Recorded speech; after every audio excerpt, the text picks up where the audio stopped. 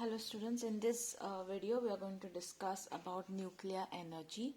So when nuclei, two different nuclei or number of nuclei, when they interact with each other, they release some kind of energy.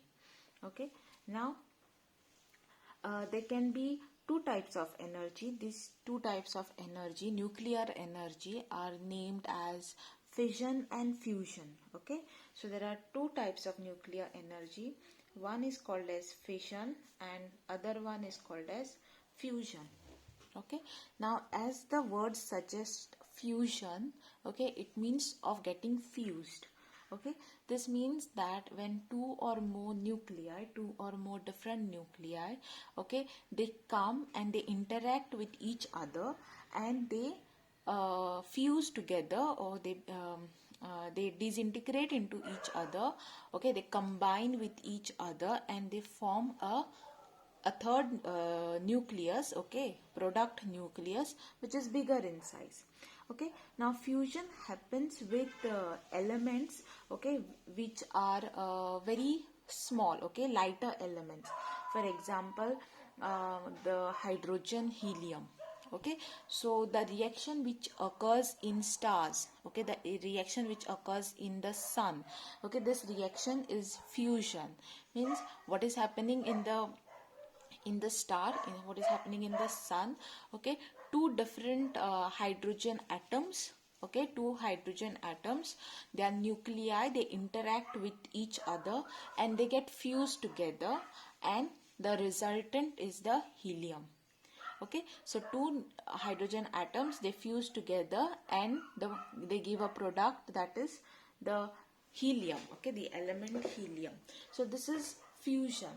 Okay, and the other one is fission. Now what is fission? Fission is one particular nucleus, okay, one particular nuclei, due to some instability, okay, instability of that particular nuclei, it gets disintegrated, okay, it divides itself into two other smaller nuclei, that is called as fission. Okay, and fission, it occurs in heavier elements. So elements like uranium, plutonium, titanium, okay, these elements, they are radioactive, they are highly volatile and they are highly unstable atoms. So what happens, slight instability, okay, for example, a foreign nucleus, okay, if it comes and just interacts with the nucleus of uranium, okay, the uranium nucleus, it breaks apart, okay, and it breaks up into two or more smaller nuclei, okay, and gives rise to two or three other elements. So we are going to study in detail about fission. Okay, so our next topic is fission. So we are going to study reaction and exactly what is happening in this fission. Okay, so now we will take an example of fission. So what is happening over here? There is one neutron. Okay, there is one neutron, one single neutron. Okay, it is having atomic mass number 1 and atomic number is 0. Okay, it is a single neutron. Now this, okay, it goes and it falls in the atom of uranium. Okay, in the nucleus of uranium. Okay, it just goes and attacks it. Okay, it just goes and touches it. So what is happening? Uranium has atomic mass number 235 and atomic number 92. So when this comes in contact with one neutron, okay, what happens? They both get added up. So the atomic mass number, which is 235 plus 1, becomes atomic mass number 236. Okay, and atomic number 92. So uranium, so isotope of a uranium is obtained, which is having atomic mass number 236 and atomic number 92. Now this isotope of uranium, this is a highly unstable isotope, okay, and this immediately it breaks up. Okay, so this gets volatile and it breaks up, okay, and it releases lot of energy. Okay, the example of this particular reaction is atomic bombs. Okay, y'all are aware of the atomic bombs which was bombarded in Hiroshima and Nagasaki during the World War II. So whatever was happening in that atomic bomb, this is the reaction for it. Okay, so now this highly volatile uranium isotope, this will give rise to, okay, so this can break up. Okay, so this isotope can further break up into three other fragments. Okay, we are going to get an element, that is barium, which has 144 atomic mass number and 56 as atomic number, and kryptonium, which is having 89 atomic mass number and 36 atomic number, and it gives rise to three more neutrons. Okay, so these three neutrons, they go and they attack other the other nucleus, other atoms of uranium, and it forms as a chain reaction. Okay, and this chain reaction, it is extremely exothermic, highly volatile, lot of energy is generated. Okay, and it just becomes a bomb and it blasts. Now these intermediate elements which are formed, okay, this need not be that only barium and kryptonium will be formed. There are some other elements also can be formed. Okay, so I will give you the examples of that also. Okay, so this is not the only one that can occur. The subsequently, okay, uranium can also break up into these particular elements, that is Sb and Nb, and 4 neutrons can be released. Okay, so this is one reaction that can occur. This is the second reaction that can occur, and there can be a third reaction also, wherein this 235 will be broken down, okay, into other elements, that is Xe and Sr, okay, which are having atomic mass number is 140 and 94, and atomic numbers 54 and 38, and it will release 2 neutrons. Okay, so there are three types of reactions, fission reactions, that can occur from a uranium 235 element, okay, atom, when it is bombarded with 1 neutron. Okay, so you have to remember these equations.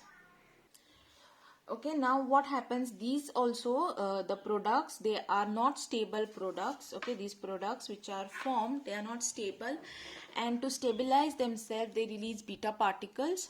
Okay, they release some beta particles, they emit beta particles, and so as they can obtain a stable end product. Okay, so this is a radioactive reaction. Okay, so these elements which you can see, they will continuously start releasing beta particles or gamma particles. Okay, because they are radioactive and it can go on for years. Okay, and they will keep emitting this until their atoms, okay, their nucleus reaches a stable atom. Okay, stable nucleus. So in this nuclear reaction, that is in this fission reaction, a lot of heat energy is produced. Okay, and now we will try and understand how is this heat energy produced, from where exactly we are going to get this heat energy. Now let us say that there is an atomic mass number. There is one particular element which is having atomic mass number as 240. Okay, and this particular element, okay, it undergoes fission and it breaks down into two other elements, okay, each having atomic mass number 120. Okay, so let me repeat. There is one particular, so let us take an example wherein there is one particular element, okay, which is having atomic mass number 240. Okay, and this undergoes a nuclear fission wherein it disintegrates, it breaks down into two smaller elements which are having same atomic mass number, that is 120 and 120. Okay, now the energy which is compared, okay, which is present, so the energy which is present for this particular element, it is 7.6 mega electron volts. Okay, and after these two break down, these two elements are having energy. Okay, each are having energy 8.5 mega electron volts. Okay, so it is seen that suppose this 240 atomic mass number element, okay, it undergoes nuclear fission, which is it will have an energy of 7.6 mega electron volts. Okay, and once it breaks down the consecutive two elements, new elements which are formed, they are going to have energy 8.5 and 8.5 mega electron volts. Okay, now if you try to find the difference, how much is the gain or how much is the loss of energy, what is the energy difference between 7.6 and 8.5, okay, how much energy has been extra or less. So if we try to do that, we are going to get that gain in binding energy is seen to be, that is called as gain in binding energy, and that is seen to be around 0.9 mega electron volts. Okay, now this gain in energy, okay, this disintegration of energy in this fission reaction, it first looks like, okay, it is the kinetic energy of the fragments and neutrons, as in there is bombarding which is taking place. Okay, there is one neutron which is coming like this, there is stationary uranium which is there, it gets bombarded. Once it gets bombarded, okay, the subatomic particles, there is an explosion and particles starts to fly in all different places. So it looks like, okay, this disintegration of energy which is there, it appears like it is the kinetic energy, okay, of all these fragments which are flying in all different direction, okay, of fragments and the three neutrons which are formed. It seems to be that. Okay, but what is happening along with that is this tremendous amount of energy, okay, this gets absorbed in the neighboring matter which is present. Okay, so if in the neighboring there is if this was in a container, okay, if this fission reaction was there in a metallic container, then what is going to happen, this energy which was in the form of kinetic energy, okay, it will be absorbed by the wall of the container in the form of heat. Okay, so the kinetic energy is transferred to whatever is nearby, okay, and whatever it comes in contact with in the form of heat. So large amount of heat is produced, okay, and this heat can be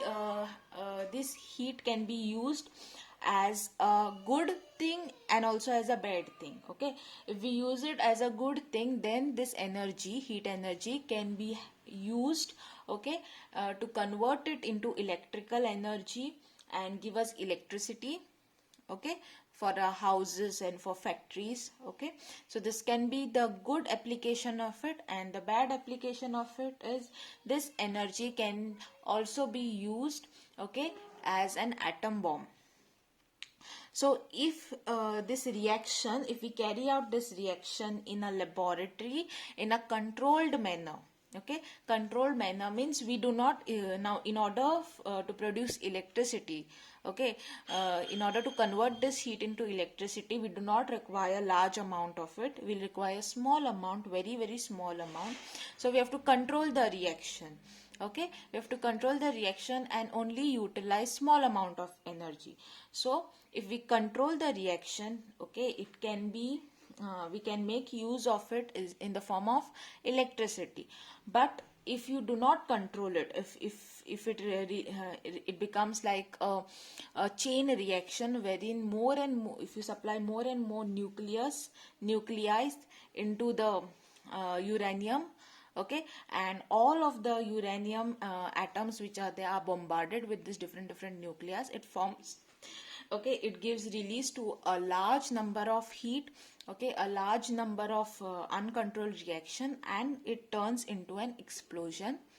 Okay, and this type of uncontrolled reaction, okay, is used in bombs. Okay, that is nuclear bombs.